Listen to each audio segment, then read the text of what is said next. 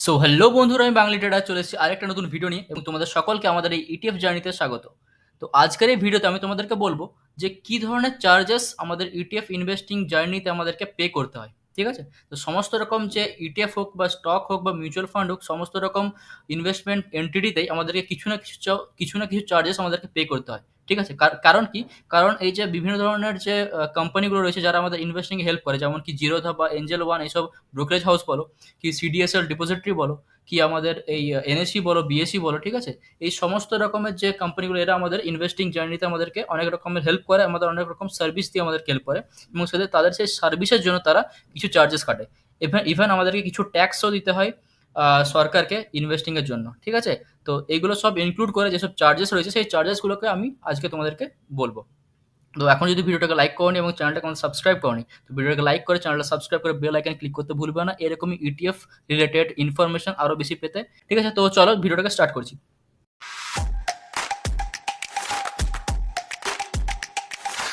তো মূলত তিন ধরনের চার্জেস রয়েছে।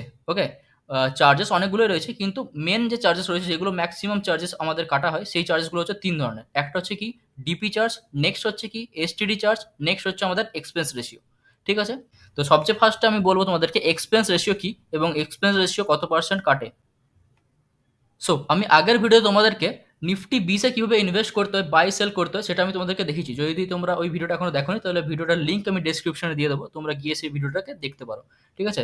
তো এখানে দেখতে পাচ্ছি যে নিফটি বিস যেটা আছে, সেটার অ্যাসেট আন্ডার ম্যানেজমেন্ট এটা হচ্ছে 27,000 কারোর। ঠিক আছে? নাম্বার অফ স্টকস 50, এবং এখানে এক্সপেন্স হিসেবে দেখতে পাচ্ছি 0.04। এটা পার্সেন্টেজে ক্যালকুলেট হয়, 0.04% হচ্ছে আমাদের নিফটি বিজের এক্সপেন্স রেশিও। ঠিক আছে? তো এই যে এক্সপেন্স রেশিও আছে, সেটা আমাদেরকে পে করতে হয় ইয়ারলি বেসিসে। যদি আমি ধরো না 1,00,000 টাকা আমি নিফটি বিসে ইনভেস্ট করছি, তাহলে আমাকে 1,00,000 টাকা 0.04% আমাকে as a expense ratio charge pay করতে হবে। ঠিক আছে? এবারে যদি ধরে নাও আমি ওই 1,00,000 টাকা 1 বছরের জন্য ইনভেস্ট না করে আমি 1 মাসের জন্য ইনভেস্ট করছি, তাহলে কত এক্সপেন্স রেশিও কাটবে? সেক্ষেত্রেও কি আমাকে 0.04%ই দিতে হবে? সেক্ষেত্রে আমাকে দিতে হবে কত? ওই 1,00,000 টাকা 0.04% আমার 1 বছরে দিতে হচ্ছে, অর্থাৎ 1,00,000 ইন্টু 0.04% ইকুয়ালস টু যে অ্যামাউন্টটা হচ্ছে, সেটাকে যদি আমি 365 দিয়ে ডিভাইড করি, তাহলে আমার একদিনে কত এক্সপেন্স রেশিও দিতে হচ্ছে সেটা বেরিয়ে গেল। এবার একদিনে যেটা এক্সপেন্স রেশিও দিতে হচ্ছে, সেটাকে যদি আমি 30 দিয়ে গুণ করে দিই, তাহলে আমার 1 মাসের এক্সপেন্স রেশিও বেরিয়ে যাচ্ছে। তাহলে আমি ক্যালকুলেশনটা আমি তোমাদেরকে সাইড বাই সাইড দেখিয়ে দেবো, তোমরা চাইলে ওই ক্যালকুলেশনটা দেখতে পারো। ঠিক আছে? দেখুন, তোমরা দেখতে পাচ্ছি এটা হচ্ছে আমাদের 1 মাসের এক্সপেন্স রেশিও, যেটা আমাদেরকে পে করতে হবে যদি আমরা 1,00,000 টাকা ইটিএফে, নিফটি বিস ইটিএফে ইনভেস্ট করি 0.04% এক্সপেন্স রেশিওর হিসাবে। এবং এই এক্সপেন্স রেশিও যেটা হচ্ছে, সেটা ভ্যারি করতে থাকে। ঠিক আছে? বাকি যেসব মিউচুয়াল ফান্ডগুলো রয়েছে, সেগুলোর সাথে যদি তুমি কম্পেয়ার করো, তাহলে তুমি দেখতে পাবে যে ইটিএফ এর এক্সপেন্স রেশিও খুবই কম থাকে। ঠিক আছে? এবং এর সাথে বাকি কিছু ইটিএফ এর এক্সপেন্স রেশিও আমি তোমাদেরকে স্ক্রিনে দেখিয়ে দেবো, তোমরা চাইলে ক্যালকুলেশন করে নিতে পারো। ঠিক আছে? তো এটা হচ্ছে আমাদের এক্সপেন্স রেশিও। নেক্সট হচ্ছে আমাদের এসটিডি চার্জ। এসটিডি চার্জ মানে কি সিকিউরিটি ট্রানজাকশন ট্যাক্সেস। ঠিক আছে? এবং এটা একটা মজার ব্যাপার হচ্ছে যে গোল্ড ইটিএফ এবং লিকুইডিটি যে ইটিএফ হয়, এই দুটো ইটিএফে আমাদেরকে সিকিউরিটি ট্রানজাকশন চার্জ বা এসটিটি চার্জেস দিতে হয় না। ঠিক আছে? বাকি যেসব ইটিএফ রয়েছে, সেইগুলোতে আমাদেরকে 0.01% এসটিডি চার্জ আমাদেরকে দিতে হয়, অর্থাৎ আমাদের টোটাল যে ইনভেস্টমেন্ট অ্যামাউন্ট, সেটার 0.01% আমাদেরকে এসটিডি চার্জ দিতে হয়। এবং এটা বাইং এর ক্ষেত্রে দিতে হয় না, যখন আমরা আমাদের ইটিএফ সেল করব, সেই টাইমে আমাদের 0.01% এসটিডি চার্জ ইটিএফে দিতে হয়। কিন্তু গোল্ড এবং লিকুইড ইটিএফ যেগুলো হচ্ছে, সেগুলোতে, এবং গিল্ট ইটিএফ মানে যে আমাদের বন্ড ইটিএফ যেটা রয়েছে, এই তিনটে ইটিএফে আমার কখনোই এসটিডি চার্জ দিতে হয় না, বাইং এর ক্ষেত্রেও না, সেলিং এর ক্ষেত্রেও না। বাকি ইটিএফ এর ক্ষেত্রে শুধুমাত্র সেলিং এর সময় 0.01% এসটিডি চার্জ দিতে হয়। আর এটা আমি বলছি ডেলিভারি ক্ষেত্রে। ডেলিভারি ক্ষেত্রে মানে কি? মানে যদি আমরা ওই ইটিএফটাকে লং টার্মের জন্য হোল্ড করি, মানে সুইং ট্রেডিং এর জন্য বা লং টার্ম ইনভেস্টিং এর জন্য হোল্ড করি, তখন আমাদের এসটিডি চার্জ কাটে 0.01%।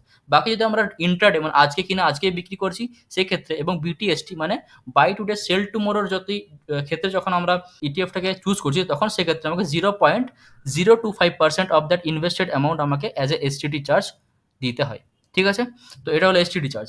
নেক্সট হচ্ছে আমাদের ডিপি চার্জ। ডিপি চার্জ মানে কি? ডিপি চার্জ হচ্ছে আমাদের ডিপোজিটরি পার্টিসিপেন্ট চার্জ। ঠিক আছে? এটা কাকে দিতে হয়? এটা আমরা সিডিএসএল কে দিচ্ছি। ঠিক আছে? সিডিএসএল এর দ্বারা এটা আমাদেরকে পে করতে হয়, এবং এটা আমাদের জিরো দফা এঞ্জেল ওয়ান বা বাকি যেসব আমাদের ব্রোকারেজ অ্যাপ্লিকেশন আমরা ইউজ করছি, সেসব ব্রোকারেজ হাউস আমাদের যে অ্যাকাউন্ট থেকে কেটে নেয়, ঠিক আছে? তো ডিপি চার্জ আমাদেরকে কত দিতে হয়? যেখানে দেখতে পাচ্ছ যে depository participant charges are compulsorily charged by the depository CDSL. DP charges when buy rupees 0, মানে কি? মানে যখন আমরা কিনছি কোনো একটা ইটিএফ, সেই ক্ষেত্রে বা স্টক, এটা স্টকের ক্ষেত্রেও ডিপি চার্জ সেমই লাগে, ঠিক আছে? ইটিএফ আর স্টকের ক্ষেত্রে ডিপি চার্জ সেম থাকে। তো DP charge when buy 0 rupees মানে কি? মানে হচ্ছে যে যখন আমরা কোনো একটা ইটিএফ বা স্টক কিনছি, সেক্ষেত্রে আমাদের কেনার সময় ডিপি চার্জ পে করতে হয় না।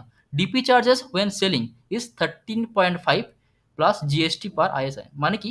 মানে যখন আমরা ওই যে ইটিএফটাকে বিক্রি করছি, সেল করছি, সেই টাইম আমাদেরকে ডিপি চার্জ পে করতে হয়, ঠিক আছে? এবং কত পে করতে হয়? 13.5 রুপিস প্লাস জিএসটি। জিএসটি মানে কি?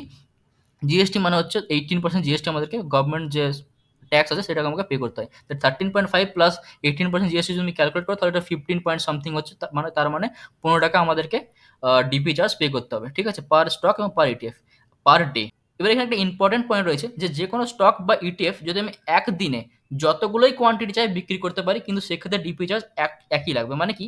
মানে যদি ধরে নাও আজকে আমি নিফটি 20 100টায় নিফটি 20 আমি বিক্রি করতে চাইছি, ঠিক আছে? তাহলে আমার যত টাকা ডিপি চার্জেস লাগবে, কালকে যদি আমি নিফটি 20 10টা বিক্রি করতে চাই, তাহলে আমার ডিপি চার্জেস সেম লাগবে। বুঝতে পারলাম?